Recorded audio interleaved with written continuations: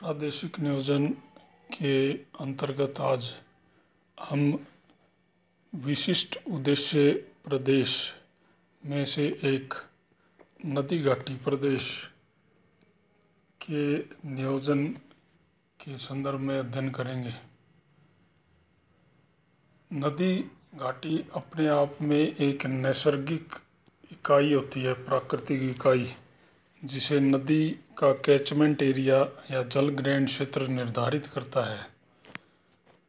यह प्राकृतिक इकाई एक प्राकृतिक प्रदेश हो जाता है जिसका नियोजन उसके प्राकृतिक संसाधन के अनुसार किया जा सकता है।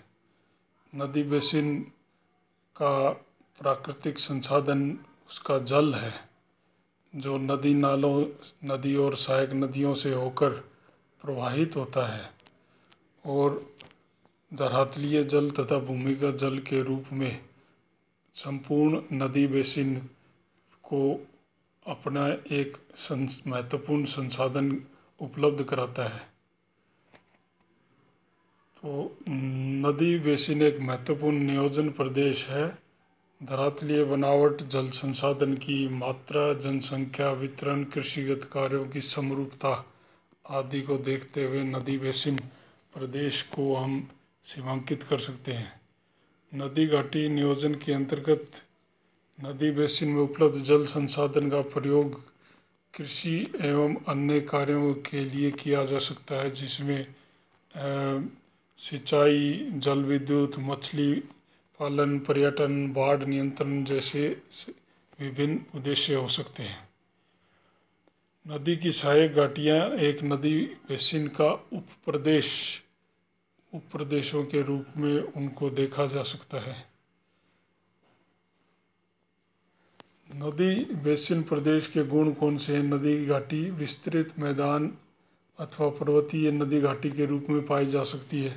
पर्वतीय क्षेत्र या पठारी क्षेत्र से आती है और फिर मैदानी क्षेत्र में भी बह सकती है। तो एक मैदानी या पर्वतीय या पठारी क्षेत्र को जोड़ने वाली एक प्रदेश होता है।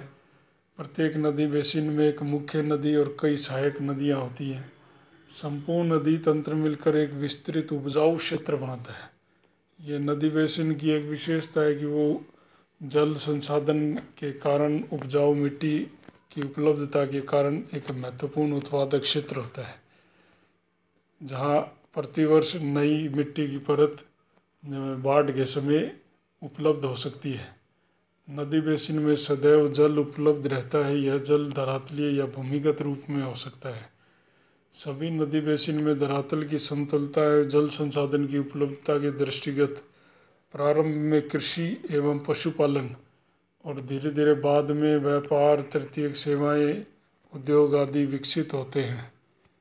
एक प्राकृतिक इकाई होने के कारण नदी बेसिन प्रदेश में सभी पारिस्थितिकीय तंत्र समाहित रहते हैं। इसलिए पर्यावरणीय नियोजन हेतु भी नदी बेसिन उपयुक्त आधार प्रदान करता है। नदी बेसिन में जल का प्रवाह मौजूद रहता है, इसलिए इसे परिवहन के लिए भी काम में लिया जा सकता है। प्रवाहित जल की गति एवं कृषि एवं अन्य कार्यों के प्रयोग इस प्रदेश को एक क्रियात्मक प्रदेश भी बना देते हैं, क्योंकि प्रवाहित जल है तो वहाँ परिवहन और इससे संबंधित जल के संबंधित आर्थिक गतिविधियाँ विकसित होती है। तो ये एक क्रियात्मक आर्थिक इकाई भी बन जाता है नदी बेसिन प्रदेश।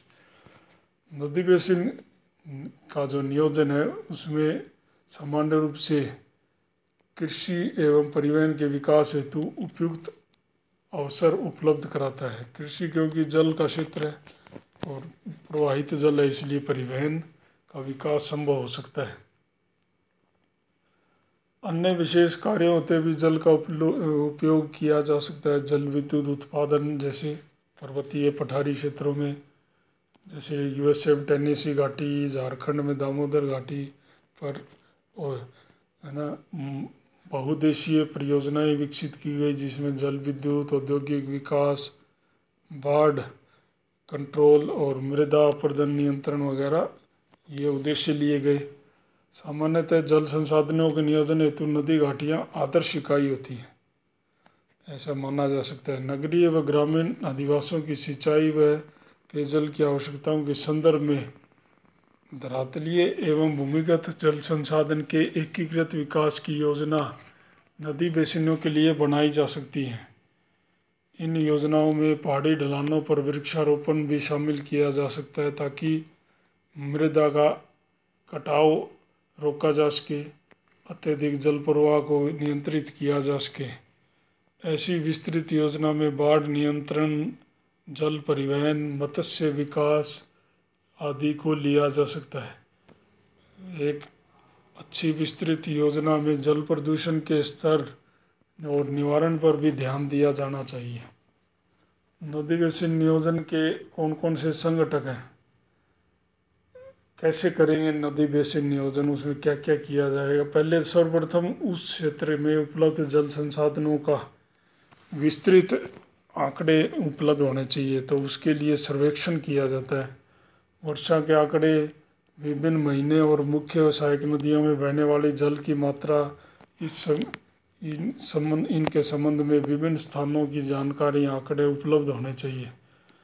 कितनी वाष्पीकरण होता है, वाष्पोत्सर्जन पेड़ पौधों से कितना होता है, और इन सब आंकड़ों के आधार पर उपलब्ध जलापूर्ति का अंदाज किया जाता है।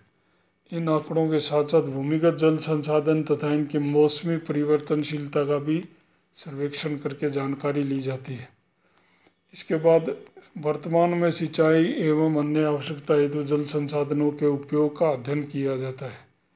किसी बेसिन में, नदी बेसिन में स्थित बांध कितने हैं, जलाशय में जल धारण की कितनी क्षमता है, जल विद्युत का कितना विकास हुआ है, सिंचाई हेतु कितना उपयोग किया है, यानी कि वर्तमान जो स्थिति है जल संसाधन विकास और प्रयोग की किसी नदी बेसिन में, इस सब को देखा जाता है योजना बनाने के समय।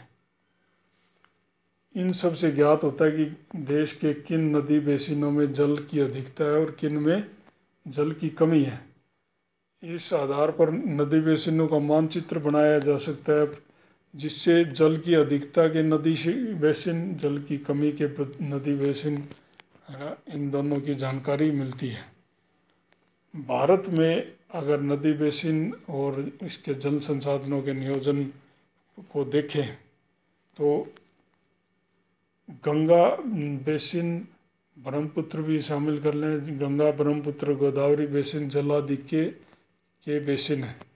सिंधु नदी बेसिन का जो जितना जल भारत को मिलता है वो लगभग पूरी तरह यूज़ हो जाता है, क्योंकि राजस्थान और पश्चिमी भारत में IGNP इंदिरा गांधी नहर से उसका प्रयोग हो जाता है।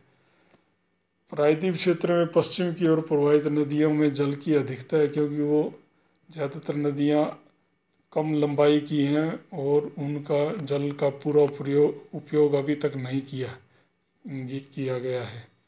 पूर्व की ओर प्रवाहित नदियों का जल लगभग पूर्णतः यूज किया जाता है। प्रायद्वीपीय पठार का आंतरिक भाग जल न्यूनता का क्षेत्र है, इसलिए कई विद्वानों ने भारत की विभिन्न नदी घाटियों को आपस में जोड़ने की बात की कि जल अधिकता के क्षेत्र से जल न्यूनता के क्षेत्रों को आपस में जोड़कर जल की अधिकता के क्षेत्र के जल को आवश्यक क्षेत्रों में जहाँ उसकी कमी है वहाँ पहुँचाया जा सके और उसका अधिकतम उपयोग हो सके। ऐसे विद्वानों में एक थे डॉक्टर VKRV राव, जिन्होंने गंगा, गोदावरी और कृष्णा नदियों, जो प्रायद्वीप की जो दोनों नदियां हैं, इन सबको जोड़ने की योजना बनाई थी। लेकिन भारत में नदी बेसिन नियोजन कई कारणों से अभी तक क्रियान्वित नहीं हो पाया है। इसके कई कारण गिनाए जा सकते हैं। अधिकतर विशाल नदियों के बेसिन एक से अधिक राज्यों में पाए जाते हैं, कई दूसरे देशों में भी हैं। जैसे कावेरी का जल कर्नाटक और तमिलनाडु के बीच में बहता है। सिंधु एवं रावी नदी भारत व पाकिस्तान के बीच में बहती है और इनके जल के बंटवारे को लेकर मतभेद रहते हैं। भारत व बांग्लादेश के गंगा व ब्रह्मपुत्र के जल को लेकर खींचतान रहती है और नेपाल व भारत के बीच गंडक व कोसी नदियों के जल के बंटवारे को लेकर विवाद रहा है। कोई नदी विभिन्न राज्यों से बहती है, कोई नदी राज्यों या अंतर्राष्ट्रीय सीमाओं के आर पार भी है। विभिन्न राज्य दूसरे राज्यों के सहयोग करे बिना ही अपनी योजनाएं शुरू कर लेते हैं। जैसे कर्नाटक ने कावेरी नदी पर अपनी नदी जल बांध बनाने की योजना, बांध को ऊंचा करने की योजना शुरू कर ली, तो इससे निचले भागों में जल की कमी आ जाती है, तो फिर वो मतभेद बढ़ते हैं।